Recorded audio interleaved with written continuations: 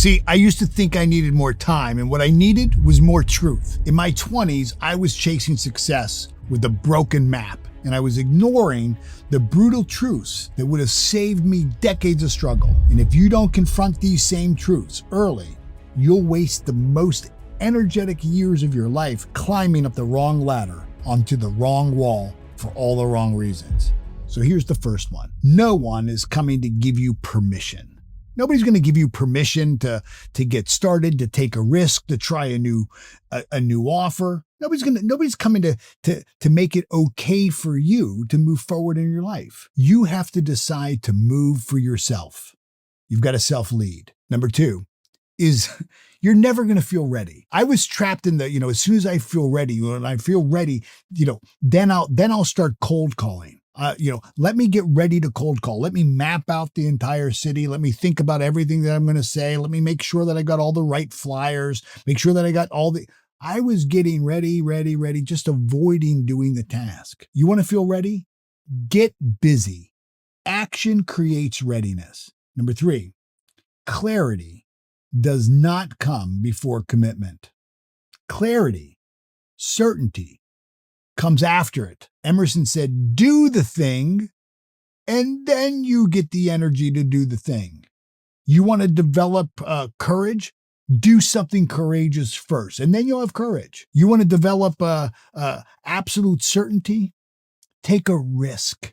Bet on yourself, and then you'll create absolute certainty. Number 4, most people die with their potential still inside them because they waited for all the conditions and circumstances to be just perfect. They will never be just perfect. The conditions and circumstances are never going to align with your feeling of readiness. You've got to express your potential regardless of the conditions and circumstances. That's just the way it is. Number 5, if you need somebody else's approval, if you need validation from the masses, then sometimes the M is silent, and what you're waiting for is the S's.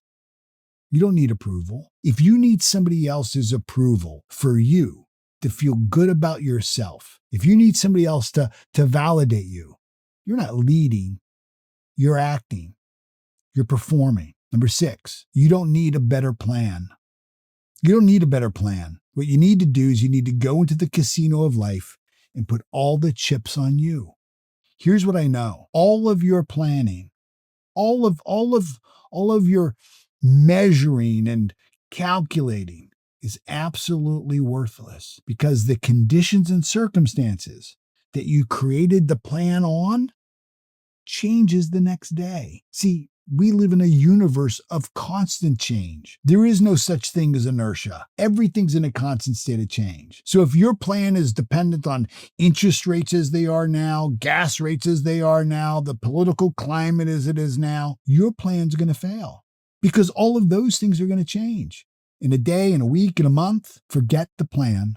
Focus on the goal. Number 7 is you won't out-strategize your hesitation. If you're hesitant, there's no amount of strategy that's going to get you over that. It requires massive action. That's the only way you overcome your own hesitation. You've got to take massive action, because when you do, you fortify your faith. And faith, just the amount of a mustard seed, can move a mountain. Number 8, a mediocre plan executed with absolute certainty is always better than some perfect plan that's delayed. See, when I'm making decisions, I'm not worried about making a right decision. As a matter of fact, I'm convinced I'm never going to make a right decision. If I sit around waiting to make the right decision, my goodness, the calendar is going to pass me by. But here's what I know, is I can make any decision right. I'm not worried about making a right decision. I don't need it to be perfect, because what I know is if I get in the game, and I get in the game early, and I get in the game with certainty, and I get in the game with enthusiasm, I can make a wrong decision right. I can fix it as I go. Number 9 is hard work is a baseline. It's not a differentiator. You can't say, well, because I worked hard, I deserve these rewards. That's that's just meeting the baseline requirement. You're going to have to work hard. If you think that, working hard gets you brownie points or moves you ahead, everybody's working hard. Everybody who's a real pro is. Everybody, if you're getting out of the middle and you're going to the top performers, they don't even think about hard work. They gargle it. They eat it for breakfast. Hard work's just part of the territory. Number 10, you have to have an all-consuming obsession, for what it is that you do. I'm obsessed with sales. I'm obsessed with human behavior. I'm obsessed with the science of human behavior. See, if you don't have an obsession for what it is that you do and want, then what you have is a hobby. And, hobbies don't come in 7 figures. They might get you 5 figures, maybe high 5, maybe you make 80, 90 grand. Maybe you eke out 100, 125, but you're not making $500,000, 750,000 unless you're obsessed. Number 11 is discipline. Discipline, the ability to give yourself a command and then follow through with it. Discipline without a desire, without a reason for the sacrifice, is going to burn you out. So you have to know not just what to do, but why you are doing it. And that why has to be an obsession for you. Number 12, if you're trying to balance everything, you're going to fail. See, balance means you don't want to risk. Forget about balance. Balance is an impossible thing to reach. You'll never reach balance because just as soon as you get it balanced, conditions change. Things shift. What you want is harmony, not balance. The beautiful thing about life is not when everything's balanced. It's when everything's in harmony. Number 13 is sometimes the greatest risk is playing it too safe. I see this in my investors club. I lead an investors club. I have $1 million of my own money that people follow of how I invest it. And I can tell you, the biggest mistake people make in investing is being risk averse. They play it too safe, and then they don't get the big gains. Playing it safe is the riskiest move you ever make. Number 14, if it doesn't scare you, it's not stretching you. If you're not living right on the edge, I think you're taking up too much space. Your dreams, your goals should scare you and excite you. And the purpose of a goal is to cause you to stretch and grow to become that person. Number 15, people won't believe in your dream until you make it real. And the only way you make it real isn't by manifesting the dream. It's by doing the thing. See, people believed in my dream that I was going to build a multi-million-dollar company, not because they saw my P&L, not because I had millions of dollars or even, tens of thousands of dollars. It's because they saw me doing the work. They saw me doing what was necessary. Number 16, the world responds to those who are unreasonable enough to act. When you're willing to do things that others are not willing to do, when you are willing to go places where others are unwilling to go. Years ago, I was invited to speak in Romania. Lots of other speakers wouldn't go. They were concerned about the political climate and, it was, it used to be a former communist country.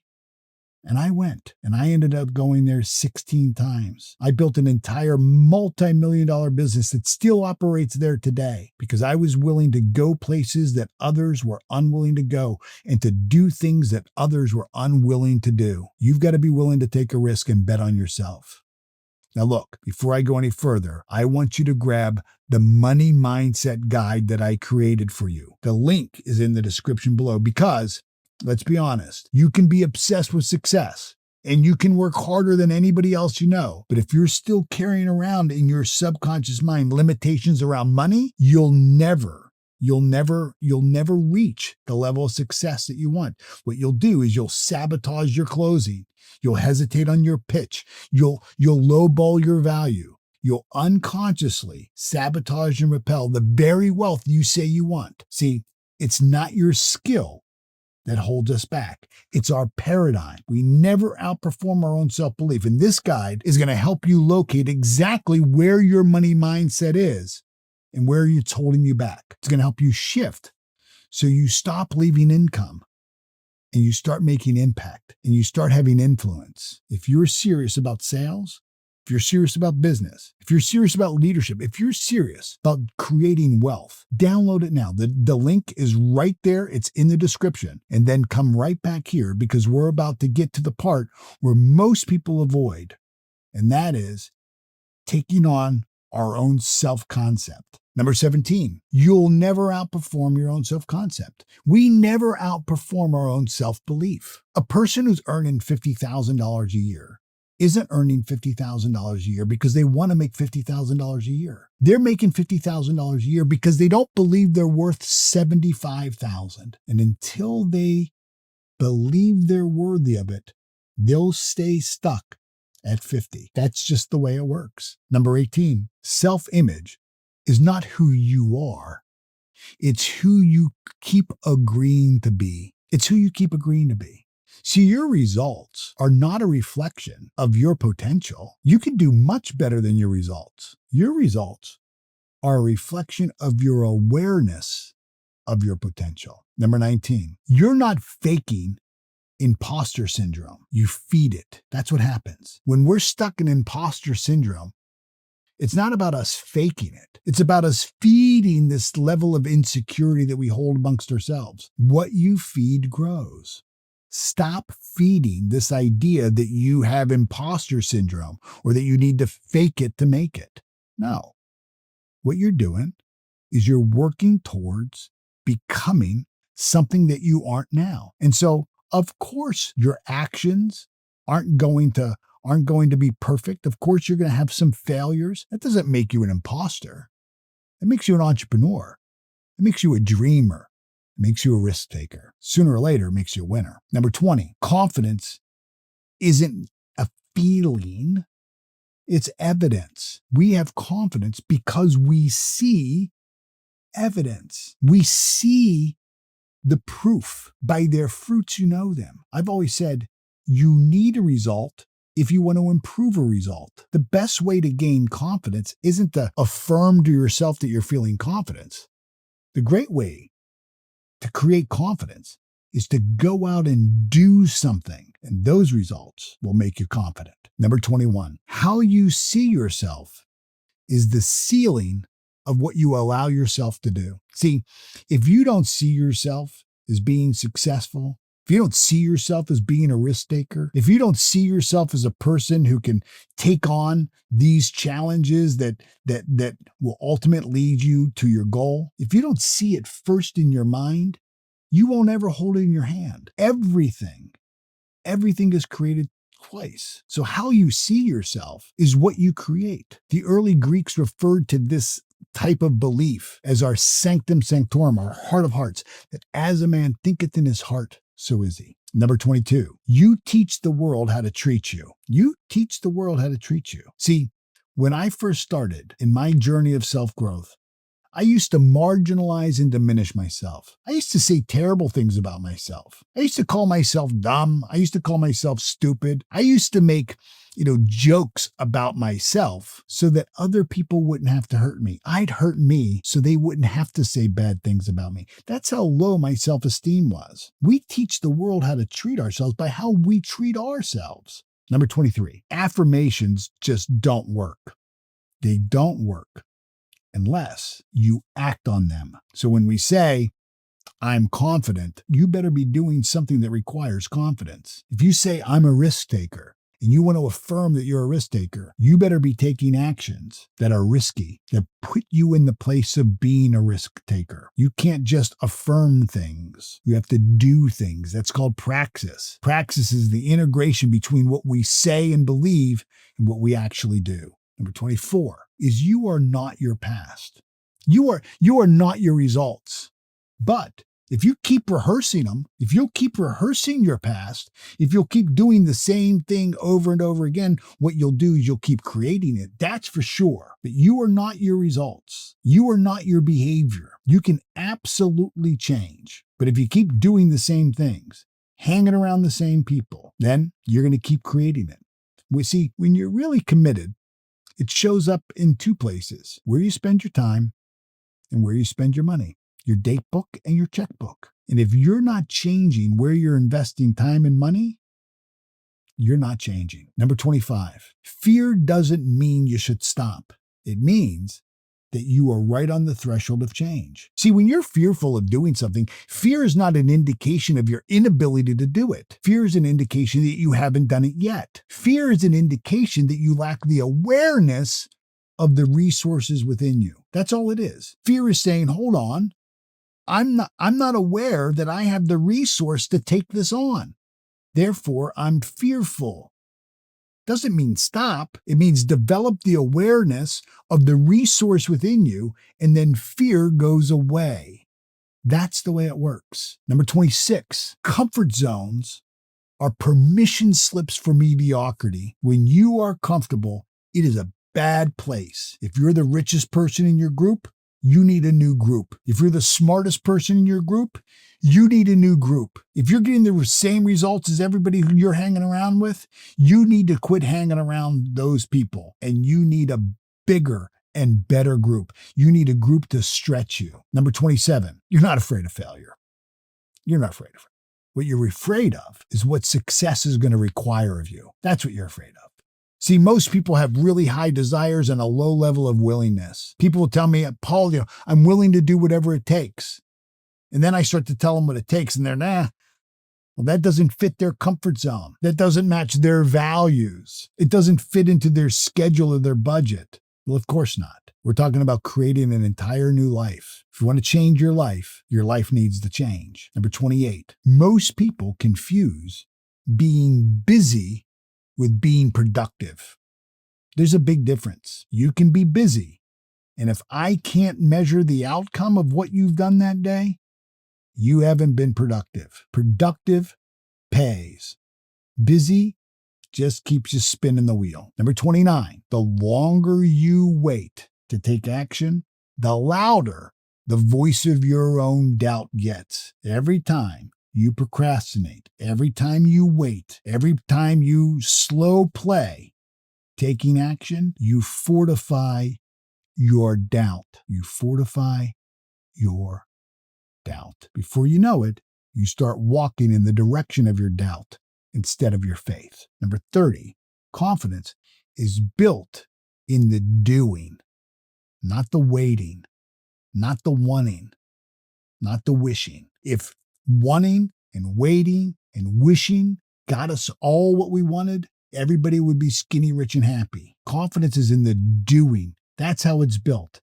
It's by taking action. You got to do the thing, and then you get the energy to do the thing. That's what Emerson said. 31, the gap between your dream and your reality is always filled with decisions. In the book Think and Grow Rich, Napoleon Hill said that successful people have a habit around decisions.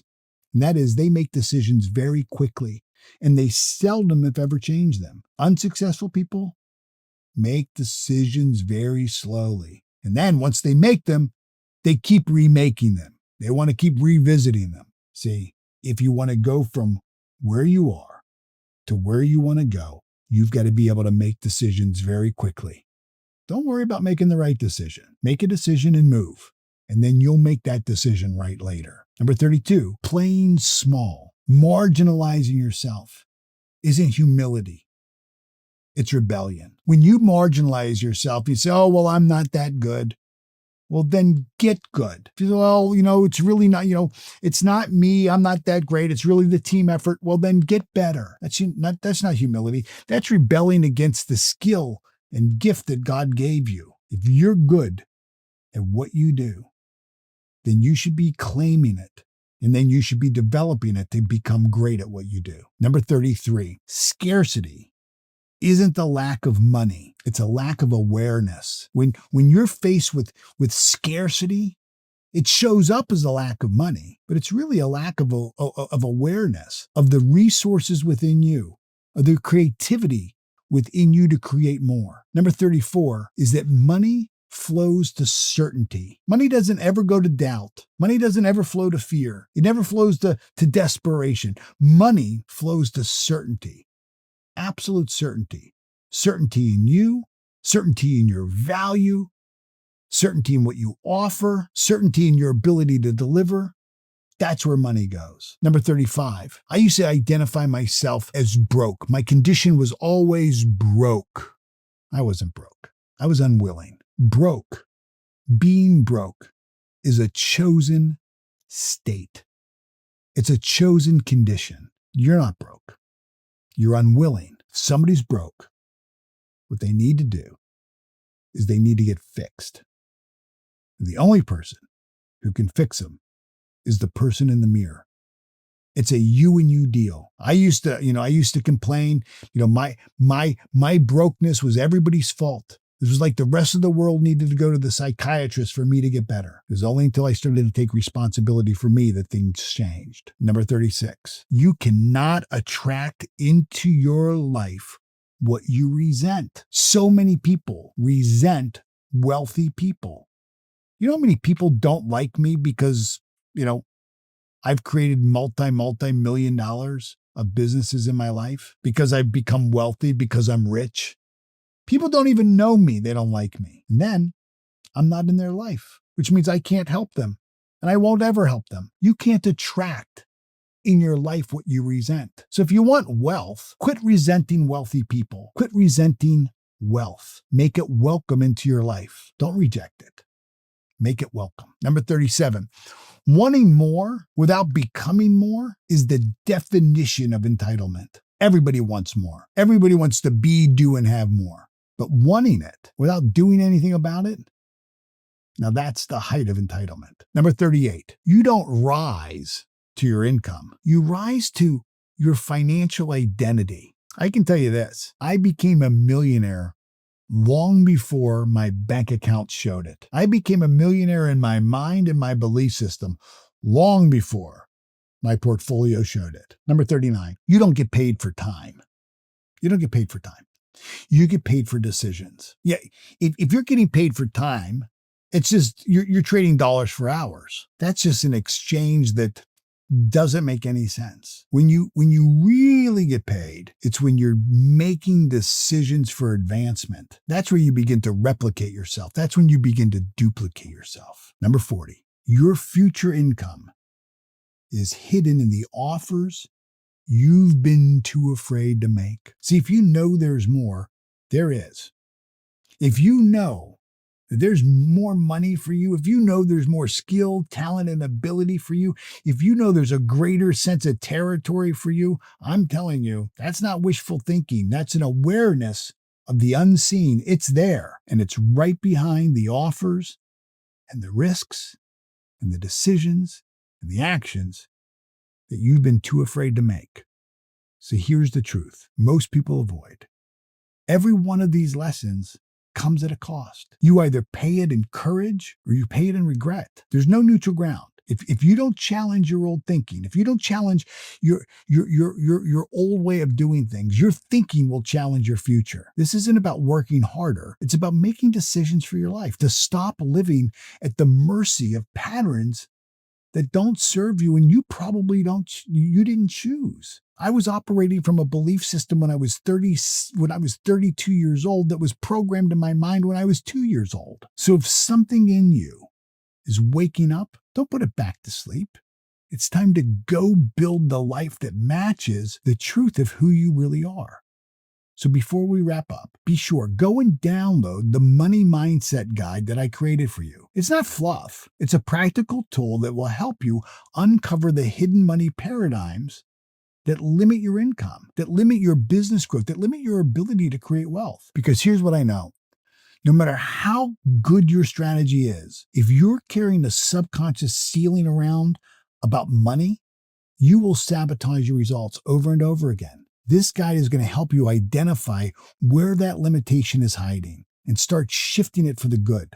Now, the link is right there in the description. Download it now. And if you're ready to stop letting fear and distraction or busyness run your life, watch this next video on how to stop wasting your life. In it, I'll show you the exact turning point where high performers either evolve or they flatline. You don't want to miss it. I'll see you there.